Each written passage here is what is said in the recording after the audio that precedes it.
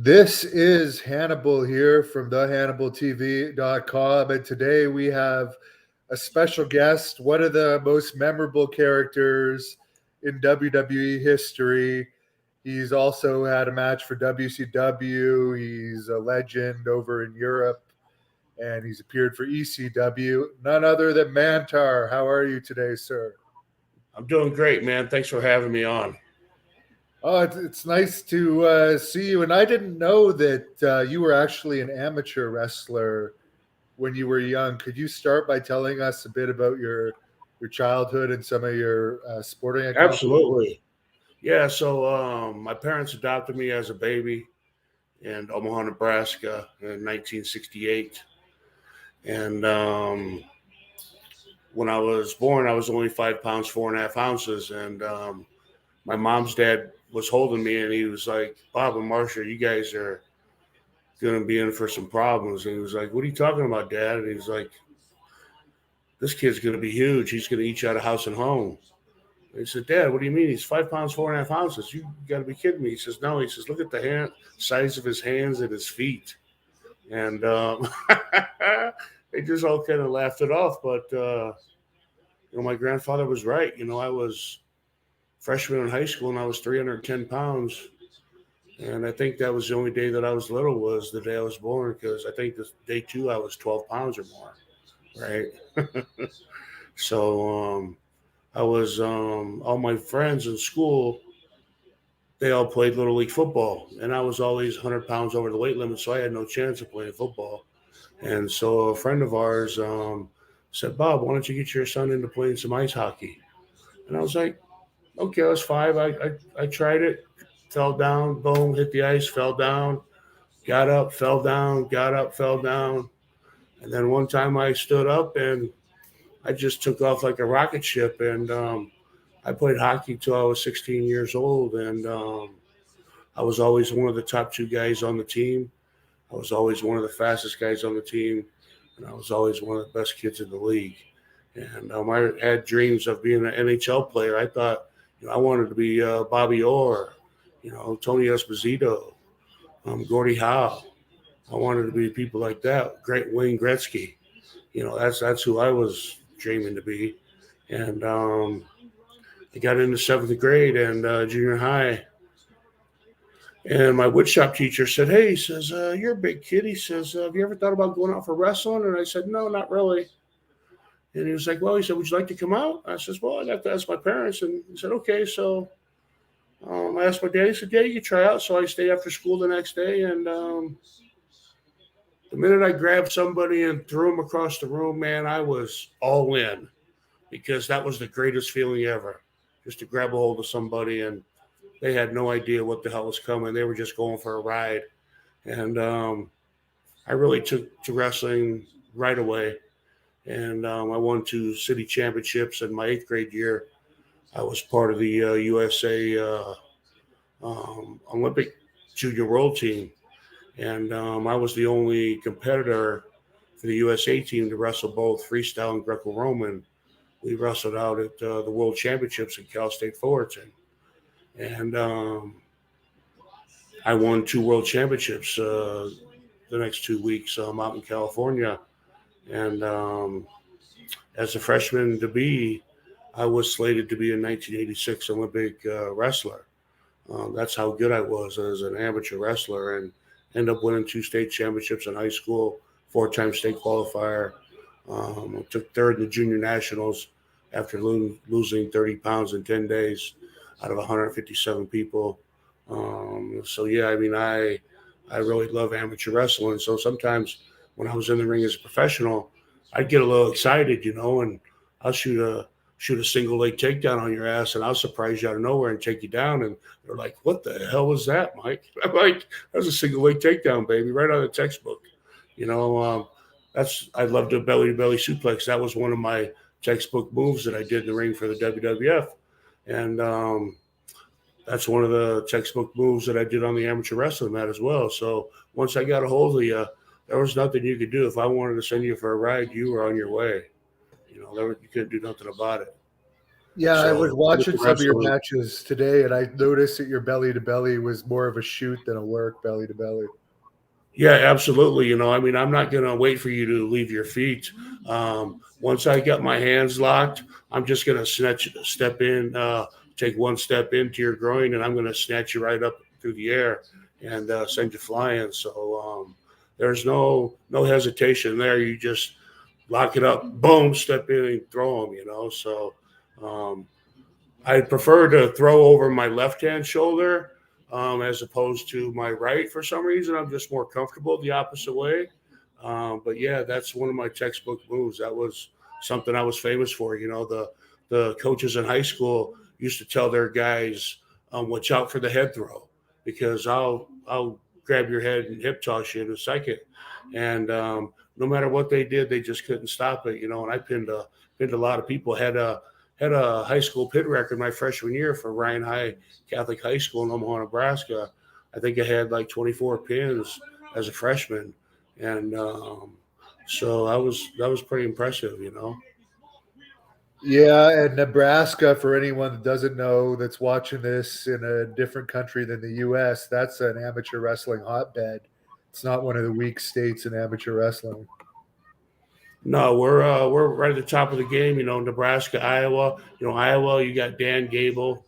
Everybody knows who Dan Gable is. He's one of the greatest of all time, and so it's amateur wrestling is in my blood, and I don't know what my mom and dad did, but I'm sure that they threw around somebody sometime or another, because it's God gifted me with a lot of athletic ability and talent, and I'm very blessed and very fortunate to be able to do what I love as long as I did.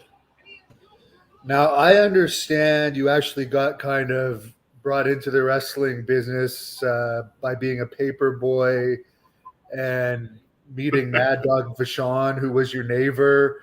Yeah, That's it's a true one of my story. favorites.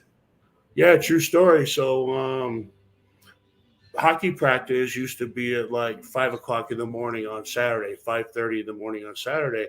And my dad was a mailman, and he started work at 5:30. Plus, I delivered newspapers, and I had a couple hundred newspapers on the weekends. So my dad would wake up at like 2:30 o'clock in the morning, and he'd go get the newspapers. He'd come home, wake me up. We'd sit on the tailgate of the truck. We'd wrap all these newspapers, and then we'd go deliver the newspapers throughout the deal. Well, one of the stops was Mad Dog Vachon. And when I was out delivering my papers, I would see him running the streets, to get in shape, to stay in shape for professional wrestling. And so he used to go to the bar sometimes that my dad used to drink at. And I was in there playing pool one Saturday afternoon, and I was probably 10 or 11 years old at this time.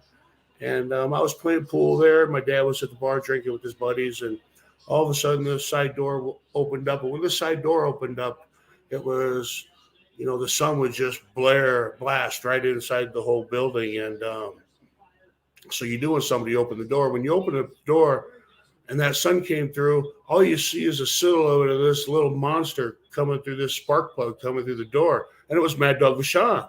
And I just literally just looked up at him, and I kind of dropped my pool stick. I was like, holy shit, that's Mad Dog. And then he goes and sits down at the bar right next to my dad.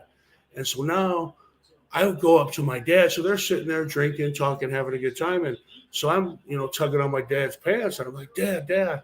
He was like, Mike, what? And I was talking. I was like, Dad, do you know who you're sitting by? I was like, yeah, that's Maurice. It's like, no, that's Mad Dog Vachon. Like, get the hell away from him. He's going to kill you.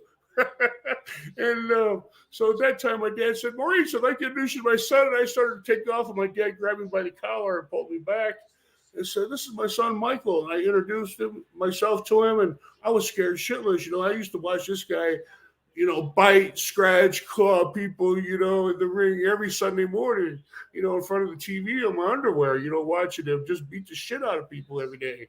And I was like, oh my God. And he was like, would you like to come to the wrestling? And I was like, sure. And this is when he was wrestling in the AWA. And So I remember he told my dad, he said, okay, Bob, he said, here's 2 tickets. He says, at the intermission, he says, or after the first match, he says, bring Mike down to the curtain and he can hang out with me and then you can come pick him up after the intermission. It's like, okay, that's great. So my dad took me down there. Said, yeah, can we speak to Mad Dog? And Maurice came, got me, took me back there. The very first person he introduced me to was Andre the Giant. I'll never forget it. He knocked on his door. Boss, I have a friend of mine. And he took me in there, man. And I remember I was standing there and Andre was sitting down and I was still looking up at him, right? I mean, I was, 11 years old probably. And I was like, holy crap, that was the very first professional wrestler that I ever met. And, I was in love with the sport from that point moving forward, So Maurice had told me, he says, listen, son, he says, go to school, get your education. When you're done with college, come and talk to me. Well, I turned down a full ride wrestling scholarship to Oklahoma University. And I decided to play 2 years of semi-professional football. And then I got right into professional wrestling at 21 years old over in the CWA for Out of Vance. So PN News actually got me that gig. Okay, so how did you actually get trained for wrestling after football? So after football, Mad Dog called Eddie Sharkey up in Minneapolis. And everybody knows who Eddie Sharkey is. He's a, famous trainer. He's trained Rick Rude, the Road Warriors, Wayne the Train Bloom. List goes on and on, Charlie Norris. And so I went up there and I was driving back and forth for about a month. And I knew more about wrestling than this guy was teaching me. And so I called Maurice up. I said, Maurice, I says, this is a good place to go. And I know this guy's trained a lot of people. I says, but he's not really hands-on. And I know more than what he's teaching me. And I said, I need to go somewhere and learn. And he says, okay. He says, come on home. And he says, I'll find you another place to go. Well, then he called the great Boris Malenko out of Tampa, Florida, Larry Malenko. Yeah, Dean and Jody Malenko's father. Everybody knows who Dean Malenko is, man of 1,000 holds.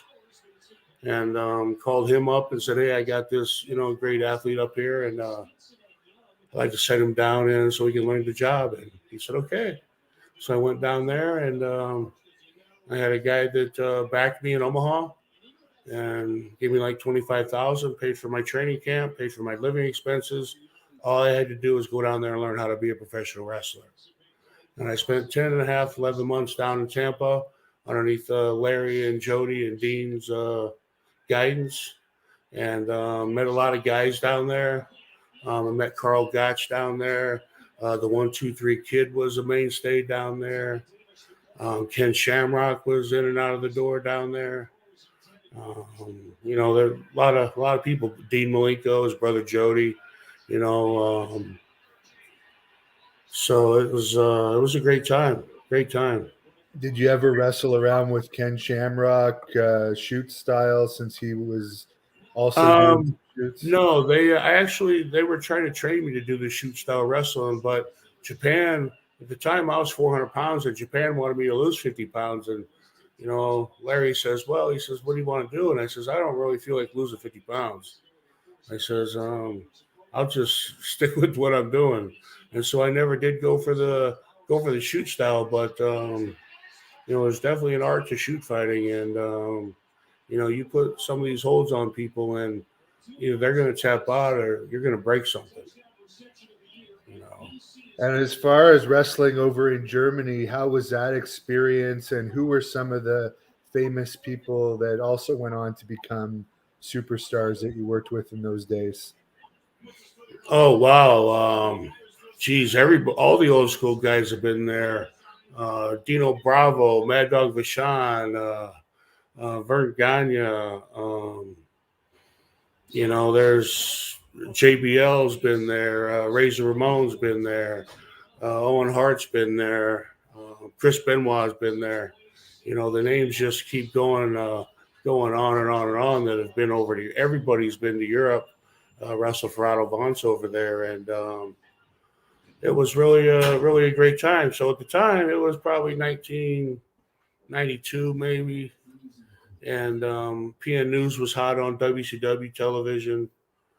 And I had just came out of wrestling training camp in Florida, and he was hot on TV. And I had aunts and uncles calling up my mom and dad, said, "Hey, is that Mike on TV? Is that Mike on TV?" Because at the time, PN News and myself looked a lot alike. I mean, a lot alike. You could hardly tell us apart, actually. And so they said, no, that wasn't him. Well, I went to a local bar. I was on a Friday afternoon with one of my buddies, and we were having a couple beers, and we're drinking. This guy at the corner of the bar, man, just kept staring at me and shit. And we're drinking. My buddy's like, "Man, he's got a problem." I said, "Yeah, if you don't stop, I'm going to knock the shit out of him." So he come over. He says, "Hey, man," he said, "excuse me for staring." He says, "But I'm trying to figure out why my brother's in here and not saying hello to me."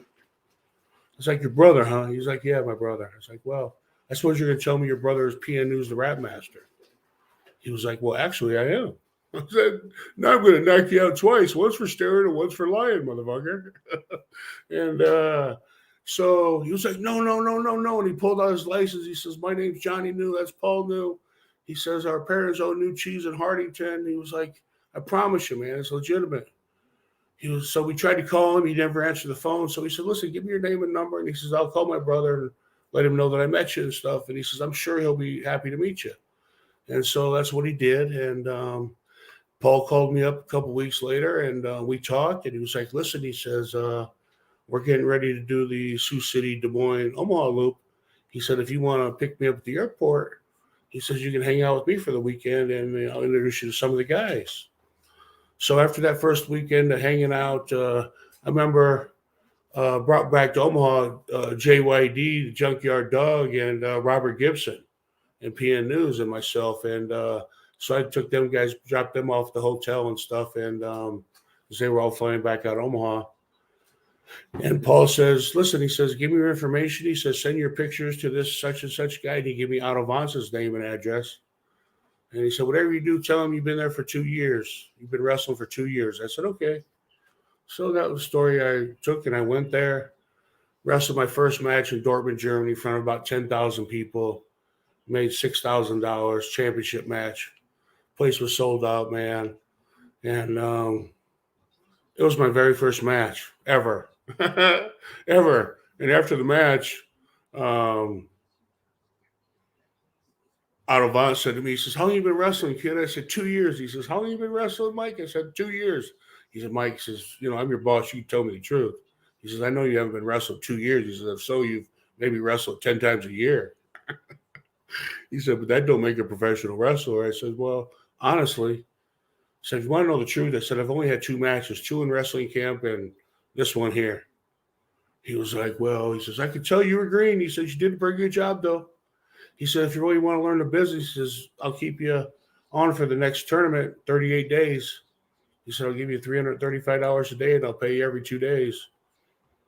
Yes or no?" I said, "I'm in." I was sold.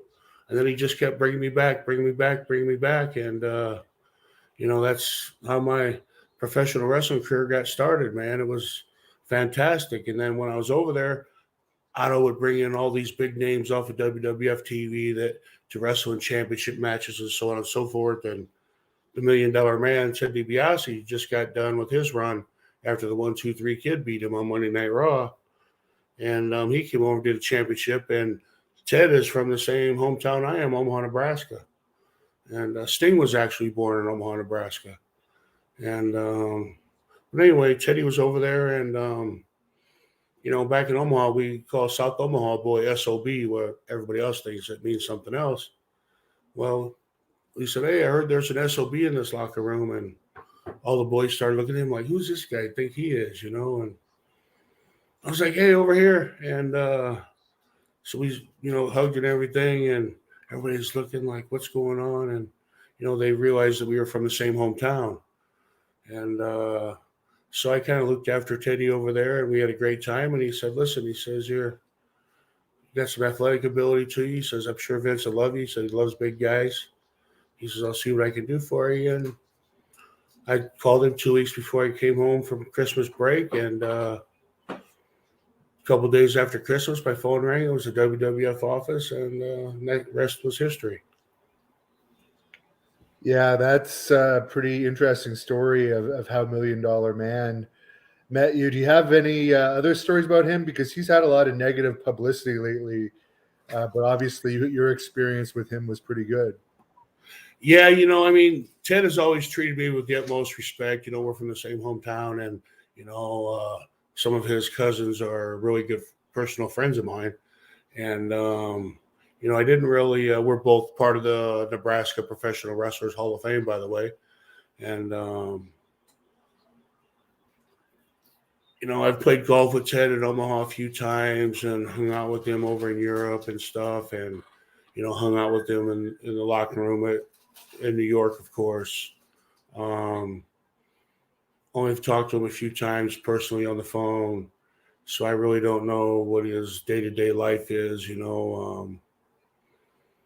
At the end of the day, we all have our weak moments and might do some things or say some things that we're not proud of, but it's just a part of life, and you just gotta move on. You know what I mean? People are too fucking sensitive these days, and so I believe of half of what I hear and less of what I read.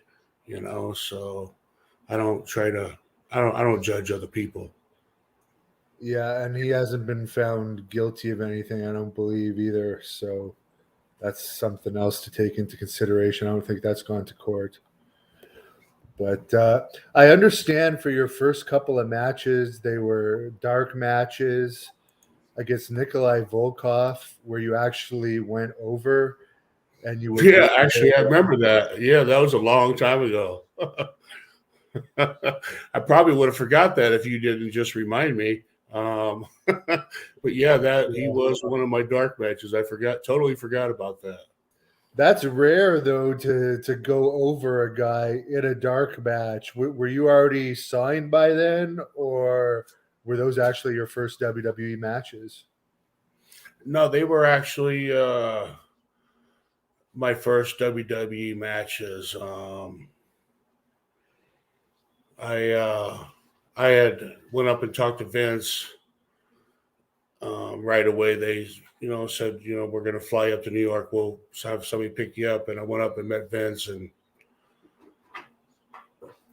they gave me a contract, and I gave it to my attorney, and we signed it. And then they flew me in, and that's when they did my first dark match. So they had already had tapes of me from CWA over in Europe, and because that's where I was wrestling at all the time, and so they had all the footage that they needed to see from those tapes. So I was pretty lucky in that aspect. I know a lot of guys had a tryout, and had to pass the tryout and so on and so forth. But yeah, that's how that worked out. I guess I was pretty lucky. Yeah, that's a rare unless you're coming from another major company like WCW. But as you said, 350 a night in Germany in the early 90s. In wrestlers' pay, there's very few places you could get 350 a night in 2022. No, you're absolutely right. And the thing about it was it was if you were in a town, say you were in Vienna, Austria, you were there for 72 straight days. 72 straight days of $335 a day. I mean, that's great money. And you only had 2 days off in between towns. And basically, one day was a travel day and get set up. And the next day, you relaxed. The day after that, boom, you were right back at it again, for another 40 days or 50 days or 21 days. Every now and then you get lucky and get a little vacation spot up in the mountains. There was a place that was in Seeboden, Austria, one of the most beautiful places I've ever been in. You'd be out in the middle of this lake and you look around, all you see is these beautiful green mountains. And it was one of the most tranquil things, beautiful things I've ever seen ever. And I'll never forget it, man. And you were deep in the mountains of Austria, up in the Alps. And it was just absolutely beautiful. I enjoyed my time over there. I wrestled over in Europe probably for about a total of 14, 15 years. And I loved it over there. And what killed the business over there? Just WWE taking over and people don't want to. WWE taking over, and Otto Vance was getting older, and he was always 500 pounds, so his body just started giving out on him, and he just started losing the passion for the business, because he's already made his millions, and so that, I mean, his investment when he paid Vern Gagne $100,000 for the championship belt, he only had it for like a month, but that $100,000 investment to get that belt made him like a fucking god in Austria. And you have to understand the technique of CWA wrestling. We wrestled in rounds over there, and so you only had a minute rest period in between rounds, and it was more wrestling than high flying. It was holds, and it was working those holds, and it was working that arm for three rounds, and you're working that arm for 10, 12 minutes. And these people are fucking buying it. And used to get fined over there. Let's say you got caught cheating, and so the good guy got tired of the bad guy cheating, so the good guy cheated, and so then he got a fucking yellow card, and then he'd get fined 200 Deutschmarks, and which was like $100 at the time, and fans would just run up to the fucking podium and pay that $200 fine because they didn't want to have the wrestler to pay for it, and they thought the shit was real. And after the match, we would divvy it up between the two wrestlers and the referee, and then the speaker would get the little change at the end for putting the gimmick over. But yeah, we would make so much extra money every night, and on the nights that you wrestled a championship match, you would bring home an extra $500, $600, $700 a piece, off of just fines that people came and ran to the table and paid. It was such a fucking scam. It was ridiculous, but that people didn't know any better. Yeah, that's amazing. They thought the shit was a shoot, and because you basically did UFC style wrestling, but in a WWE atmosphere. I mean, you wrestled in a 8,000 person wrestling circus tent, and you're there every single night for 72 days. You're wrestling in front of the same people every fucking night, and out of them 72 days, the only bad days that you're going to have is Tuesdays, maybe Wednesdays, because the rest of the nights, it's fucking jam-packed for the whole 2.5 months you're there. Unbelievable. I've never seen another territory do that ever. I mean, Otto had it made over there, and before the tournament started, all the wrestlers were paid already, and so everything that came in the gate was cash money right in his pocket. People thought Otto Vance was a fucking god, and they treated him as such. Every time we went, people kissed his ass. People give us free fucking food and free drinks, and it was crazy. If Otto had a hand in it, it was going to get done, and it was going to get done right. I have to say that Otto wasn't shy about putting money into the business to make money. Right? He was smart. He was a fucking brilliant fucking mind. Brilliant wrestling mind. There's a fan here that tipped $1.99 and wants to know, what were your thoughts on Owen Hart's death, and where were you at the time? Wow, what a fucking question. Nobody's ever asked me that, because when my very first year in Germany, English guy by the name of Tony Sinclair, another gentleman, Dave Finley, was there, was a huge heel in Germany. The main baby faces were Owen Hart and Chris Benoit. And so I was learning the business, and Otto was teaching me the business. So he would put me in a position every night to where I was in a tag team. My tag partner was Dave Finley, and we were wrestling Owen Hart and Chris Benoit in a tag probably 3 nights a week. And these guys taught me the sport of professional wrestling. I learned from the absolute best. I don't care who did what in their personal life. That's not what I'm talking about. I'm talking about the sport of professional wrestling. And in the sport of professional wrestling, it doesn't get any better than Owen Hart, Chris Benoit, and Dave Finley. That's all I got to tell you. Those are three of the best professional wrestlers ever.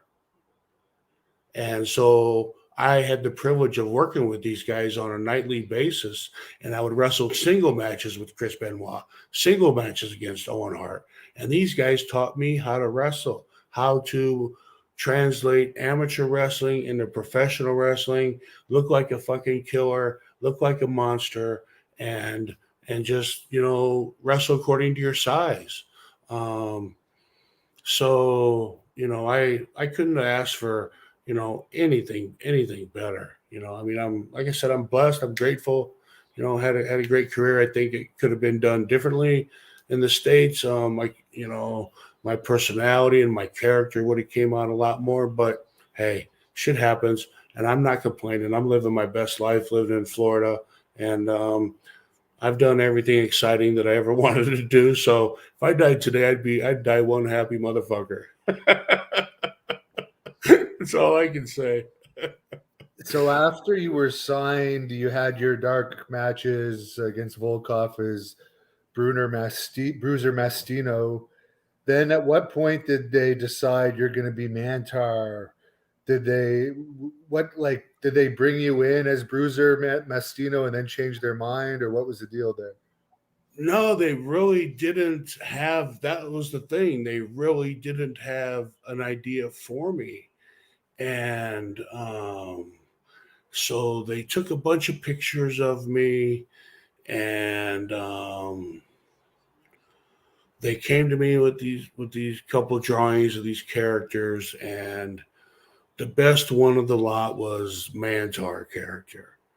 And if I would have developed my character, I would have just translated Bruiser Mastino right over to WWF, because I was sporting a suit, I was sporting a fedora, carried a violin case, and I ripped all that shit off with the amateur wrestling singlet, and I was 380 fucking pounds of all man, and I was a killer, and that would have been the gimmick that I would have done for myself, and I'm flattered. A lot of people might not realize this, but Glenn Jacobs, who did the Kane gimmick, at one time, my Bruiser Mastino character was so popular that he decided that he wanted to call himself Bruiser Mastino.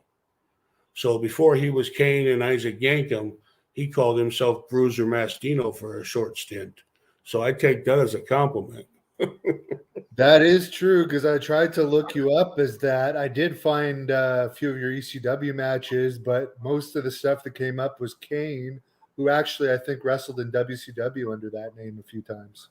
Yeah, he did actually. Yep. So I got to ask, do you recall what some of the other gimmick options were?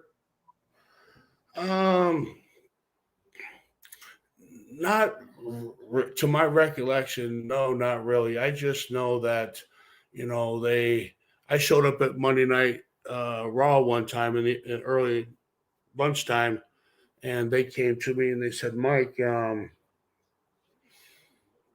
look at these drawings. They said, this is what we want to go with here. And so it involved shaving, because at the time they had that fucking bullhead on me. And Vince spent like $100,000 on that fucking bullhead, flew me to Chicago like 4 or 5 times, flew me to New York City 4 or 5 times, and having all these people make this fucking thing. And it was supposed to be like a big Van Vader headgear. And it was supposed to shoot out flames and shit and smoke, and the eyes were supposed to be fucking red. But after they made the bullhead, it was just not menacing. So it would have looked ridiculous to see all that stuff coming out of there. And I remember one time I was at lunch, and Shawn Michaels walked by. He says, "Hey, Vince." He says, "Is this the guy that wears that Bessie the Cow headgear?" Oh, sorry, Mantaur. You know what? I'm like, hey, man, fuck you, man. I didn't choose that fucking thing. And we just kind of both laughed at it, right? And I think after that, when Vince seen that and seen me laughing at the gimmick too, he got rid of the fucking bullhead, and he came up with me cutting the horns into my head and the face paint, which for me was a lot better than wearing that stupid fucking headgear because it was heavy and it was hard to get in the ring in anyway. Just a fucking pain in the ass. And plus, it really did look like Bessie the cow. Yeah, and did you have to carry that through customs and stuff at an airplane? No, they transported it for me, but the thing is, they had me wear a singlet with a set of horns and some eyes, and these fucking things were cut out and sewn onto my singlet, and it looked like something like your kids would put together with Mr. Play-Doh, and they'd be putting together Mr. fucking Potato Head and putting eyebrows on the guy and the mouth and lips, and that's how it fucking looked. And I was like, I gotta wrestle in this shit. This is fucking stupid, comical, but you do what you're paid to do, right? And you try to make chicken salad out of chicken shit the best you can, They should have had you walk around New York and Chicago in that bullhead or cowhead and done vignettes of that. Yeah, I mean, should have done something. You know what I mean? Fucking put me in some bullfights or something. I would have fought a bull. I don't care. Fuck. If it had been a cooler head, it would have got over better because people remember it. Even though you said listen, there's no doubt in my mind, when I meet these people sometimes and they're like, Mantaur, you are one of my favorite wrestlers. And I'm like, I just think to myself, are you fucking serious? That fucking character was stupid. But they remember it. For whatever reason, they remember it. And Mad Dog Vachon used to say, Mike, it doesn't matter what you do in the ring as long as they remember you. He said, you wonder why I jump around the ring on like I'm on a pogo stick and I bite people and I claw people and I scratch people? Because they remember that shit. And so, I just sported the best out of that fucking bullhead that I could, man. And, 30 fucking years later, people still remember that shit.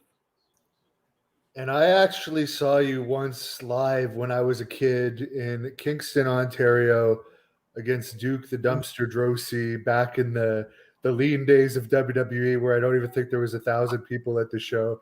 But when and that was Canadian money too. So you guys, that made it even worse.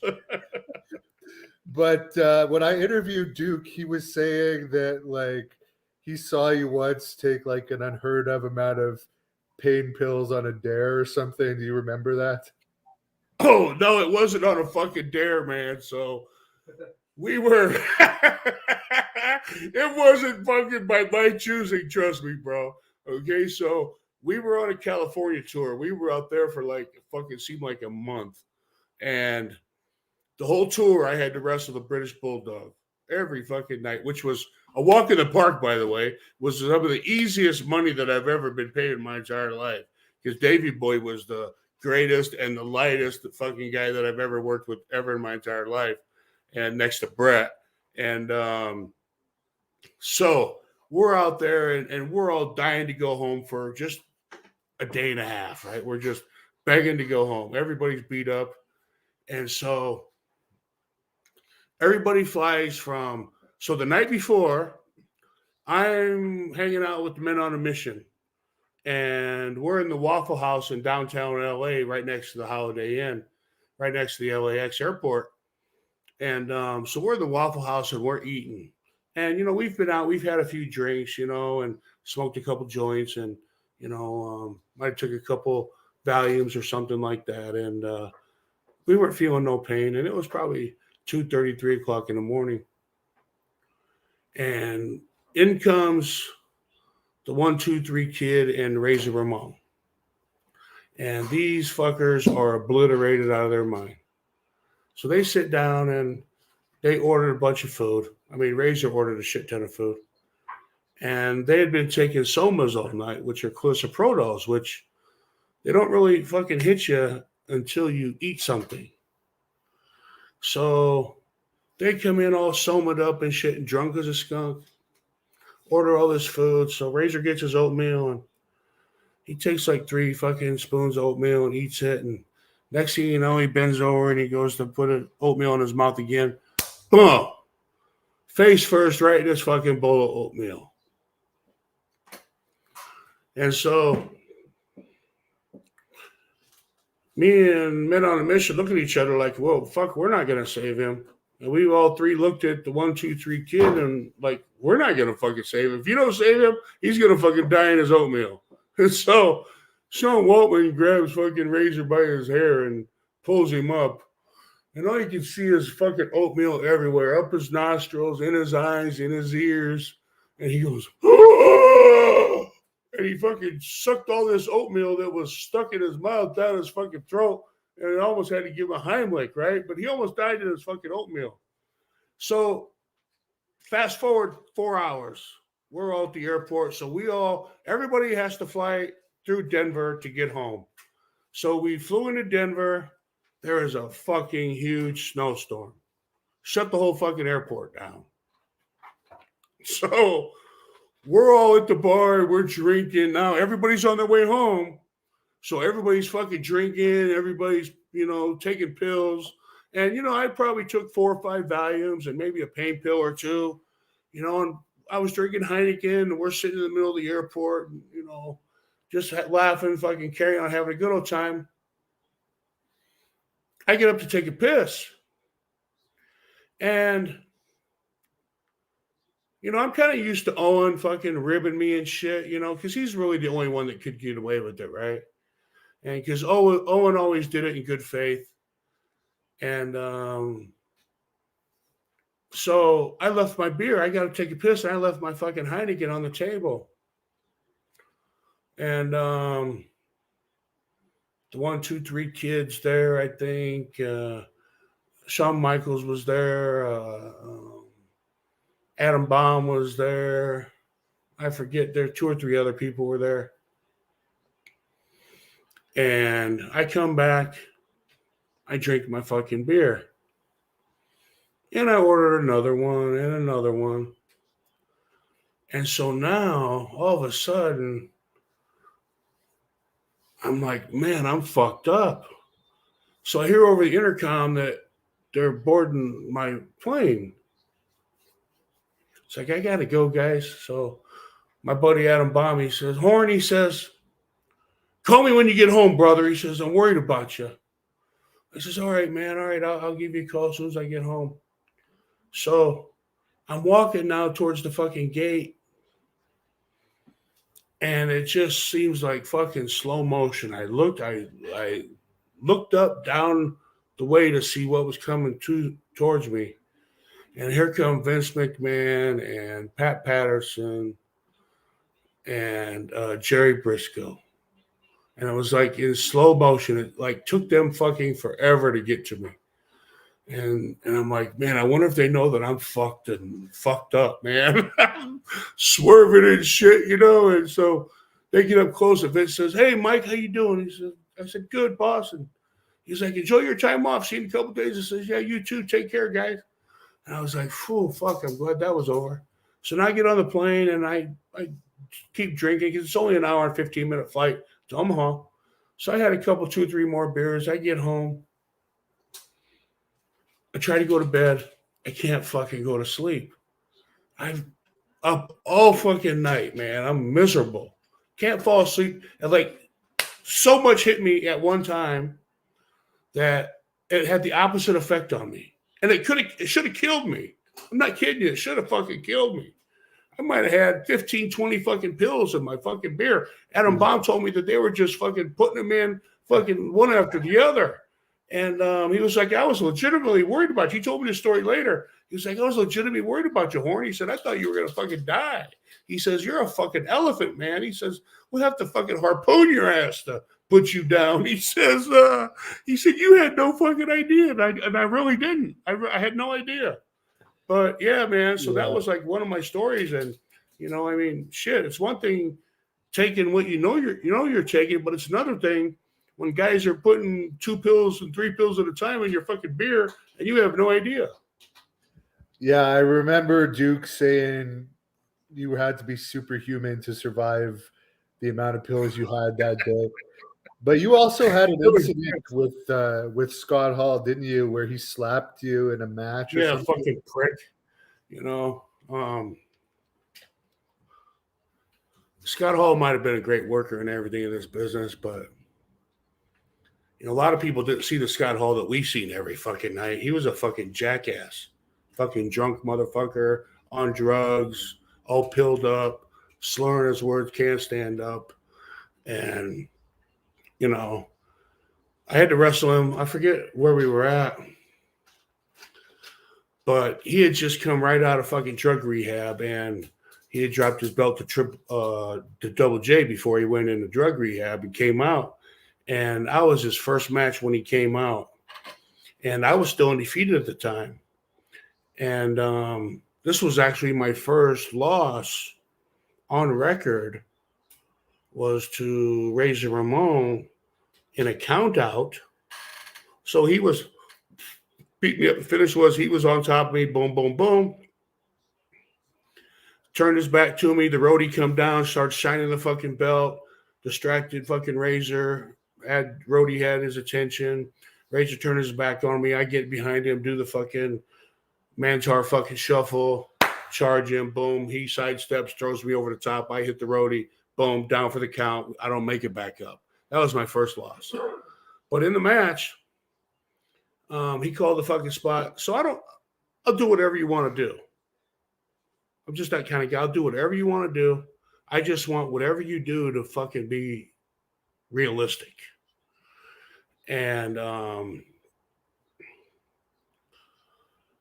so we went out there. We called this original spot where I go to lock up. Boom, he ducks it. Boom, ducks it again. Lock up. Boom, ducks that. Ducks the fucking clothesline. Spin around. Boom. He open slaps me and throws his fucking toothpick in my fucking face. And his buddy Diesel talks about this. He's talked about this many times on different podcasts around. Might even have been on your podcast.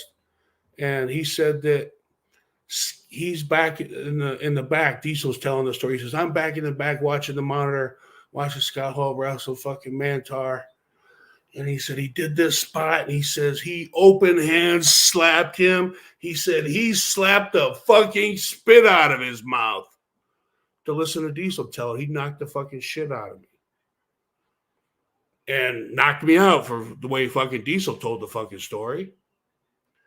But what really happened was Scott Hall took a fucking liberty, tried to knock my fucking teeth out, couldn't. I shook it off, and then took his fucking head off.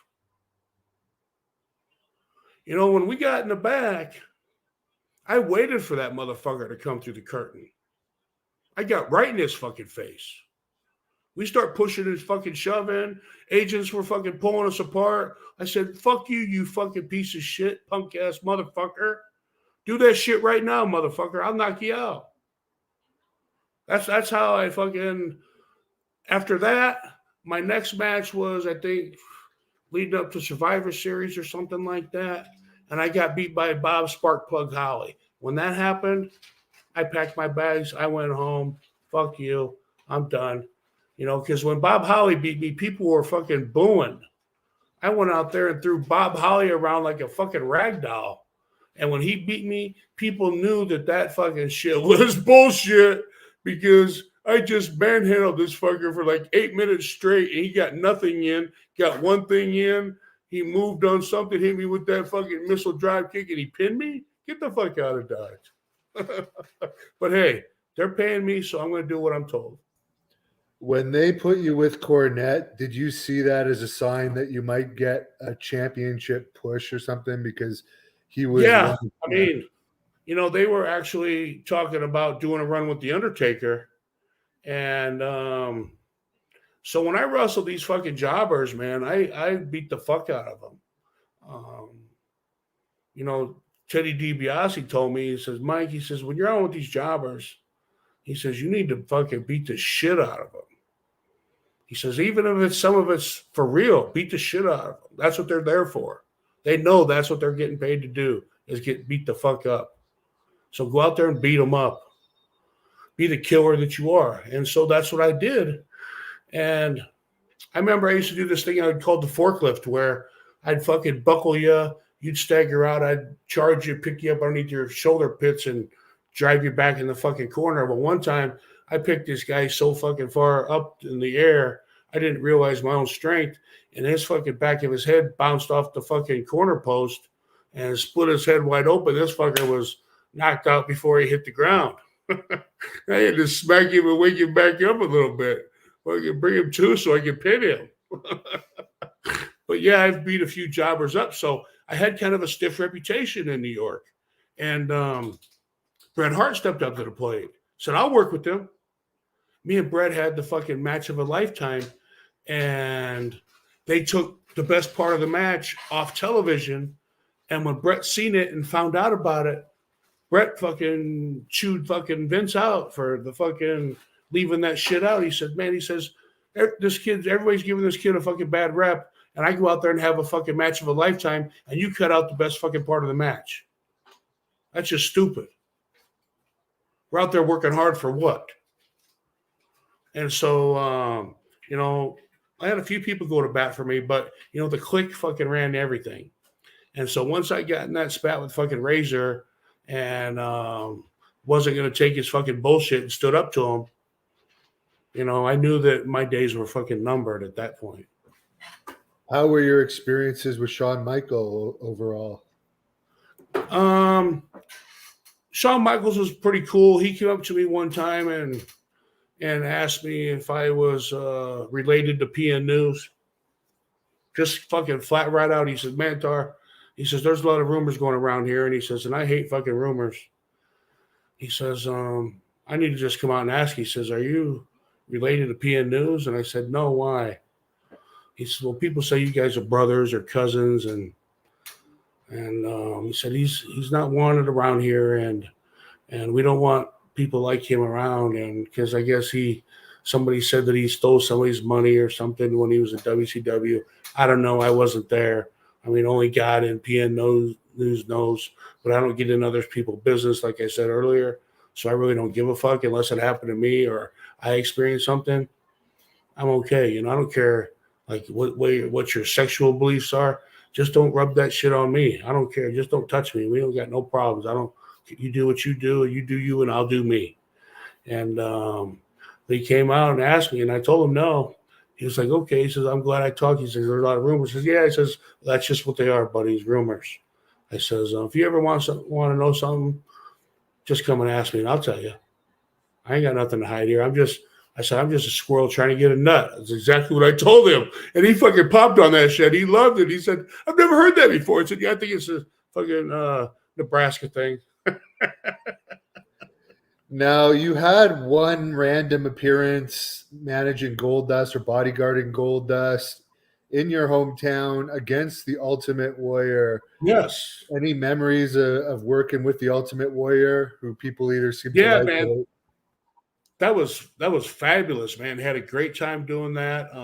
So what happened was Goldust wrestled somebody over in Europe for the Intercontinental fucking belt, and he hurt his knee really bad. Well, there was an In Your House pay-per-view. They already had it booked. It was the main event.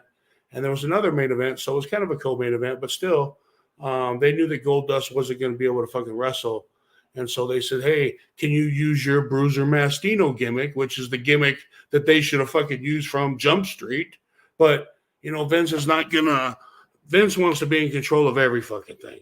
So he's not – I don't care how good of a gimmick you bring into him, 90 chances are he's not going to let you do it because it's not, number one, not his idea. Number two, it's his company. And number three, he just plain doesn't give a fuck. And so they asked me to do the gimmick, which I wanted to do to begin with in the company and to be Goldust bodyguard. And they says, well, we want you to go out, be his bodyguard. And this is what we want to do, the cigar thing. He's going to put it out on his fucking chest. And then he's going to fucking knock him out of the fucking chair when he does. Come up behind him, bam, bam, bam. Get some fucking heat on him. Let him make it do his fucking warrior fucking spaz. And, take a few bumps for him and fucking powder. And that's it. So he says, but we got to run it by him first because number one, we need to know if he's going to show up. Because at that time, the Warrior was known for not really showing up all the time. And so once he showed up, they ran it by him.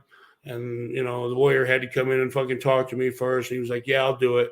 And so then it went on and, you know, it was fucking great, man. I mean, I loved it. Goldust was fucking a trip to fucking work with, especially when he was doing that gimmick, right? He was fucking funny motherfucker. And the Warrior was great, man. Nice and easy. Went down just like we fucking said it would. And yeah, crowd fucking popped and they were happy. And, you know, everybody went home and I made a nice fucking big fucking chunk payday and it was all good. And that was just a one-time thing. They never called you back. Yeah, you know, it went so well that, you know, Goldust even said, he says, hey, Mike, he says, I hope we can do this again, brother. He said, this was fucking fun. He says, you'd be a great addition to to Marlene and myself. And I was like, thanks, man. I said, I had a lot of fun too. I said, I appreciate you and let me help you out. You know what I mean? Just, thanks for the fucking bone, brother. And he was like, no, man. He says, you did all my work for me. He said it was easy, man. He says, and it went down without a hitch. And so we really thought that there was a chance that we would do something moving forward. Like, Jesus Christ, who's this big motherfucker just come out and tried to fuck the Warrior, and the Warrior fucked them both, you know? Well, just stay tuned. Well, stay tuned to nothing. Because it was just a, you know, it was just a one-off fucking deal. So, you know, like I said, you know, if they want to use you, they're going to use you. If they want to push you, they're going to push you. If they want to fucking make you look like a piece of shit, they're going to make you look like a piece of shit. If they want you to fucking kiss Vince McMahon's bare ass in the middle of the fucking ring and you're willing to do it for a paycheck, well, then they're going to fucking make you do it. Well, Steven Regal kept a job for a long time for doing that, so I guess it works out for some people. But a lot of people, you know, Steven Regal is an ass kisser from way back, bro. I worked with him in the CWA, and I remember guys like Finley and St. Clair and David Taylor. They would say, "Man, Regal was fucking fat and just a fat piece of shit. We used to beat the shit out of him, man, and now he thinks he's one of us." And you know, Regal could wrestle though. You know what I mean? Regal will put it on you. He's a tough motherfucker. Don't get me wrong. He's a tough motherfucker, but he took an ass whooping to learn how to be a tough motherfucker. He took an ass whooping on a regular basis from these fucking Englishmen are brutal, bro. They will put your ass to fucking sleep. They will smack you and wake you up, and they will put you to sleep again, and they will put the boots to you, wake you up, and then they will put you to sleep a third time. I mean, I've seen fucking Dave Finley put somebody to fucking German to sleep like 5 times in one fucking match before. Absolutely ridiculous. And these people can't stop it. These fucking English wrestlers are for real, bro. For real. How was your WCW tryout, and how was your whole experience? We always hear the backstage environment is kind of tense there, but you were only there for a show. It was super intense, man. I mean, that was the fucking blind leading the blind over there. And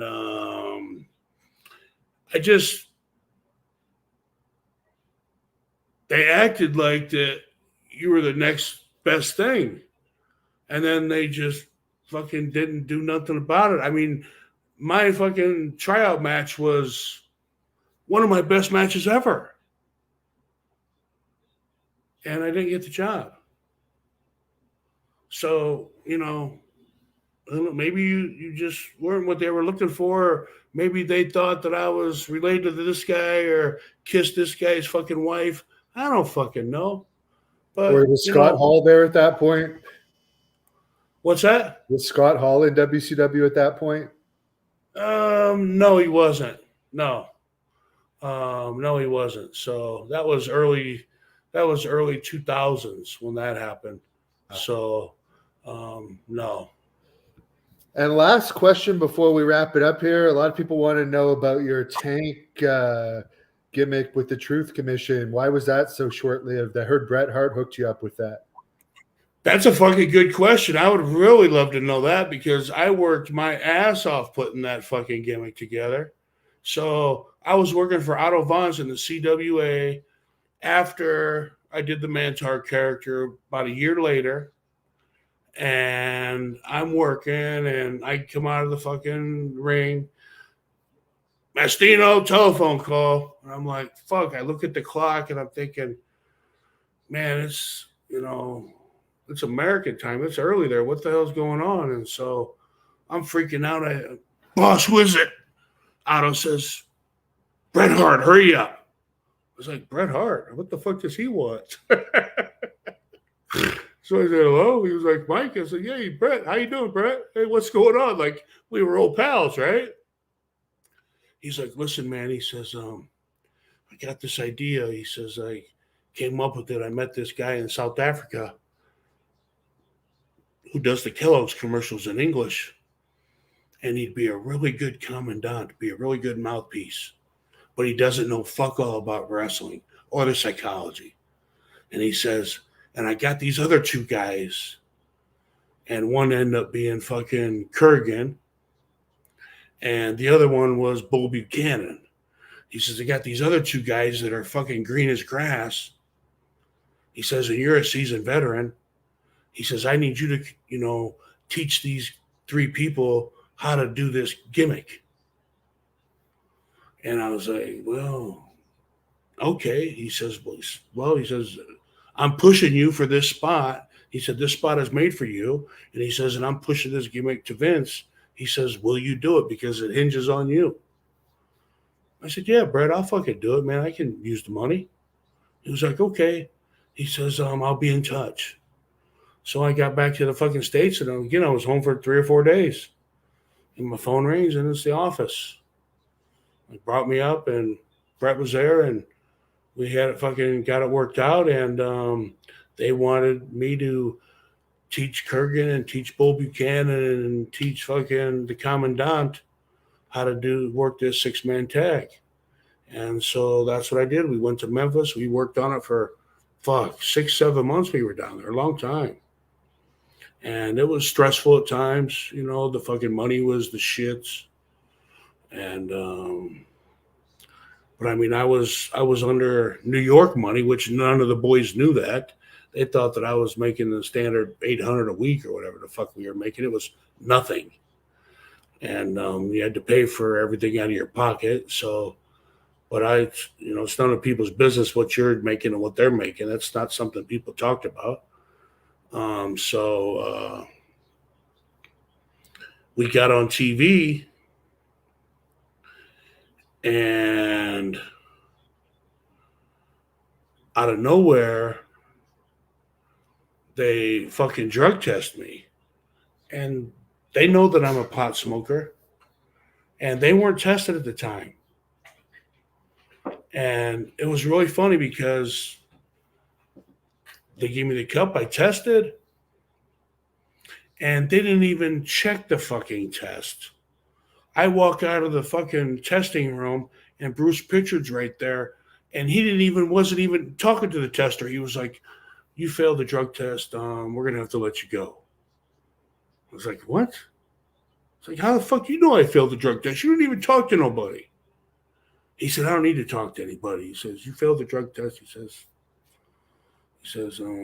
"Get your things and go." I says, "You know what, Bruce?" I said, "Fuck you, you piece of shit."